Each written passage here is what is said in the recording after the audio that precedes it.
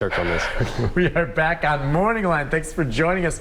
Kind of our holiday edition with spooky music and everything as we're talking about Southern ghost stories. Our guest is Allen Sircy, who's written several books about local cities that have stories behind them. He's working on one now on Nashville, which is interesting that there are people here at this very television station who believe that this building may have some ghostly visitors or folks that live here. You know, it's interesting, too, that the studio we're in, for instance, and this building's been here for years, is where they shot Hee Haw years ago.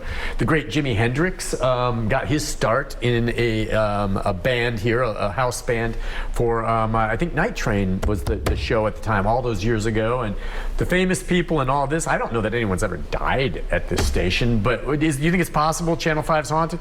Well, before this was a news station, before this building was even here, this is part of Hell's Half Acre. No, explain, I've heard that. What is it's that? Part of it. It's not really a historic.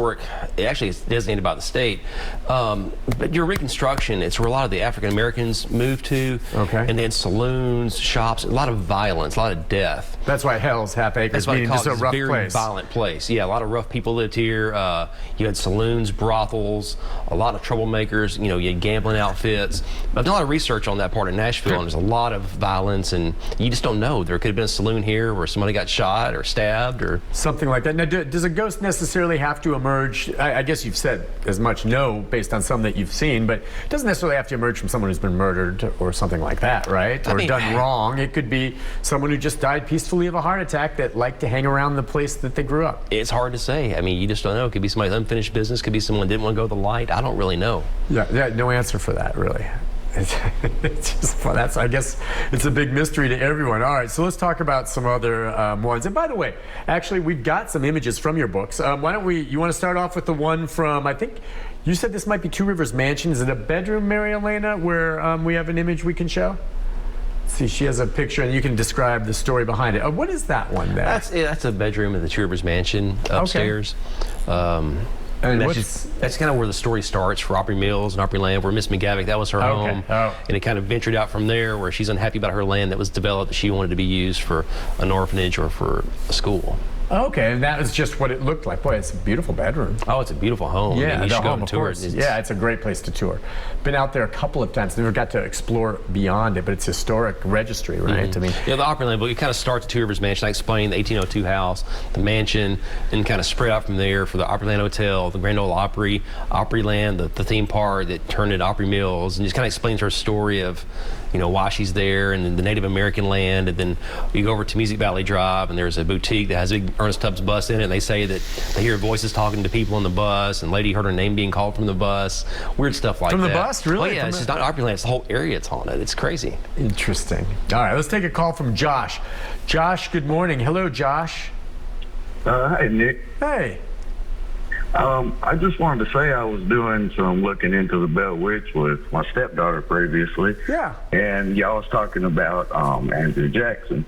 Yeah. He actually was intrigued with like the Bell Witch and everything and went to do an exploratory visit. Well, when he did, the wheels on his stagecoach become completely locked up, and it scared President Stonewall Jackson so bad that he took off running and never come back. Huh. So you came across that story, huh? I had not heard that one. I've heard that. I thought it was neat y'all was talking about both of them. Yeah, and there's a connection there, and yeah, you know, it's got to be something scary to really scare someone like that, right? The tires. Well, that's kind of what you talked about. Thanks for your call, Josh. You know, the little stories about people that take a rock, their tires go flat or something, or he's on his way out there and his wheels freeze up. Yeah, I've heard the story. Supposedly Jackson, he went from the Hermitage out to Springfield to see John Bell, and he went over to Adams, Tennessee, because he heard about the witch, and supposedly he was heading towards the cave or somewhere out there by the supposed Bell Witch, and his tires just stopped, and his horses wouldn't move. So finally, after sitting there for a few minutes, his men tried to, pull the carriage out, make it move. They couldn't get it to go. And a woman's voice said, "You can go, General," and it started moving. Just let him go. Yeah, it could be legend. It could really happen. No one really knows. That was a long time ago. That's interesting. All right, let's see. We've got another photo here. I think this one's from a home in Franklin, I think is what Mary Elena was saying. Look at that one. That's very interesting. That's Sally Carter's home in Franklin. It's now a music store. and sometimes they say they hear music playing on its own. Tell us about Sally Carter. Sally Carter, she was the cousin of Adelicia Ackland, the lady who built the Belmont Mansion. Oh, okay. She was a Confederate spy. The reason they had the Battle of Stones River in Murphysboro is because of her.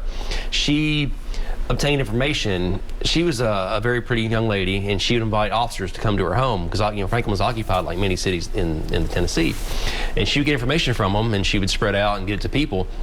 Well, she learned that Braxton Bragg, the Confederate general in Murphysboro, he was going to be attacked on, I think, New Year's Eve or New Year's Day. Well, she got word to some of his men, which got back to him, so he launched the assault at Stones River on New Year's Eve and ambushed the Union. Yeah. So if it wasn't been for Sally Carter, that would have took place the following day instead of on New Year's Eve. Interesting. So is there significance? We believe that she's there? Is there haunting? Has there been sightings there's there? Stories. I've talked to a man who teaches music there, and he said like he's seen a lady in a dress at the bottom of the stairs. Huh. There's numerous accounts. People seeing a woman. They'll hear the music instruments playing on their own, which is kind of creepy. Just a woman they've seen in one of the rooms. Something neat about that house. If you look up there, I think at the top left, top pane of glass, you see a handprint, and they say they've tried to scrub it off. And is on that one? So as we're looking at the screen, is it the window on the right or top left? Top left as we look at that picture. There's a handprint. And they say you can't really see it on that photo there, but there is a handprint on that window. They try to clean it, and it comes back. So they'll clean it off and it'll come back. That's what they say. So someone just keeps putting their darn hand on the picture of it. It's there as clear as day. Now that's really weird. That's cool. So they cleaned it off and the next day. Windex just does not do the trick. All right, we have another photo. This one is from, I think, one of the nicer squares in Middle Tennessee, and that's the one in Murphysboro. This is, well, I know that sign. Of course, that's still there, I believe. And yeah, Murphysboro Square, there's a lot of really neat little squares here. Obviously Franklin has a nice one. I think Murphysboro's a nice one. Lebanon has a good square. A lot of them have died down and are being built back up. Yeah. What about this one? I mean, like you said, Murphysboro, they fought a Civil War battle right there on the square. Okay, right. So 1863. There's the memorials there and everything. Yeah. Yeah. What happened was when the Union occupied Murphysboro, they marched into Manchester as a show of force, took 100 men. And they marched them back to Murphysboro and stuck them in jail. So some of the women got word to Nathan Bedford Forrest, the cavalry commander, and he went to go rescue those guys. Just him and his men, his cavalry, just marched down Main Street, ambushed the Union there, who would hold up in the courthouse and over the Oakland's mansion.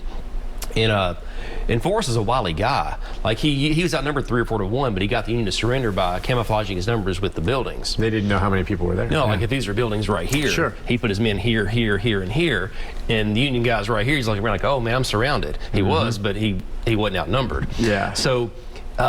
Forrest, he marched down the square. They had to shoot out the courthouse over Oakland's mansion. And while that's going on, the Union set the jail on fire. So he goes over and breaks them out of the burning jail, and they fought all around that square. So it's also fire. Before 1935, there was no fire codes in Middle Tennessee.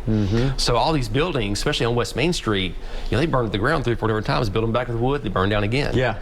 So it wasn't until the early 20th century they started using brick. Yeah, let's figure out how we can keep this. But yeah, the Union soldiers actually set the jail where they were holding the Confederate soldiers on fire. That's awful. Yeah, Civil War, man, it's very complicated. It's not black and white like that. I mean, when you think about it, just awful. But yeah, so I can imagine there's probably some ghost stories there. We've got Cynthia now with a question or comment. Hi, Cynthia. Hey, how you doing? Good. What's on your mind? Well, I would just like to say, for me, for something to be scary, it has to be at least believable.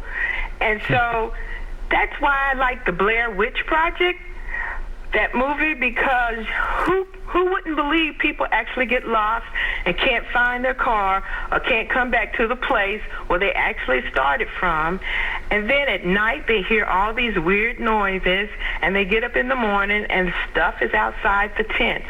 So that's a believable story, and so that's why that was scary to me. Yeah, okay, yeah, so yeah, as opposed to supernatural things like Michael Myers and Friday the 13th and all those don't really scare you, right? Those don't really scare you, right? Ooh, we're getting feedback there. Do you hear me there, or did she hang up? I think she hung up. I don't know. Yeah, all right. So in her mind, believability. And sometimes for folks to believe in something, you have to see it to believe it. Some are going to say, look, like whether you're talking about ghosts or the UFOs or Bigfoot, whatever, it's kind of like you're going to have your doubts. Other people go on faith or go on evidence otherwise. What do you think with what she said about, to scare her, it's got to be, at least in her mind, something that sounds plausible? Yeah, and like the Blair Witch Project out there in the middle of the woods. Like I've been in, there's a place in Murphysboro called the Burleson Plantation, and it's out in the middle of the woods. It's like a series of houses and slave quarters, and they kind of fallen in on themselves, like an abandoned area. But I had somebody take me back there who lives nearby, and it's creepy.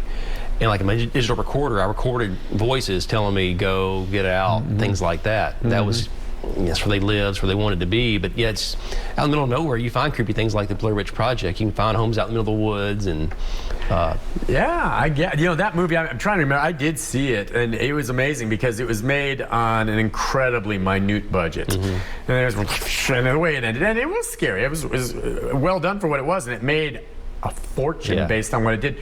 The sequel, of course, they got to do a sequel to everything. The sequel, I never saw it, but I heard it wasn't any good.